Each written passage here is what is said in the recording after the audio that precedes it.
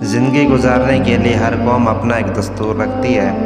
مقرر کردہ دستور کے مطابق چلنا ہر ایک کے لیے ضروری ہوتا ہے۔ جس طرح ہر قوم کا اپنا اپنا دستور ہے، اسی طرح ہمارا بھی ایک دستور ہے جسے قرآن کہتے ہیں۔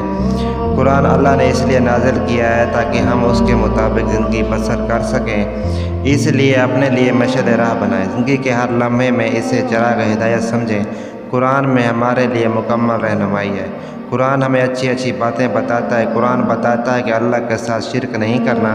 قرآن بتاتا ہے کہ محمد صلی اللہ علیہ وآلہ وسلم کی نافرمانی نہ کرنا۔ قرآن بتاتا ہے کہ جھوٹ نہیں بولنا۔ قرآن بتاتا ہے کہ اس سے لڑائی جھگڑا نہیں کرنا۔ قرآن ہمیں غریبوں کے ساتھ ہمدردی کا سبق دیتا ہے۔ قرآن ہمیں رشتہ داروں کو حقوق ادا کرنے پہ آمادہ کرتا ہے۔ قرآن ہمیں پیار و محبت سے رہنا سکھاتا ہے۔ قرآن ہمیں لوگوں سے حسن سلوک کی تعلیم دیتا ہے۔ قرآن ہمیں عدل و انصاف کرنے کا حکم دیتا ہے۔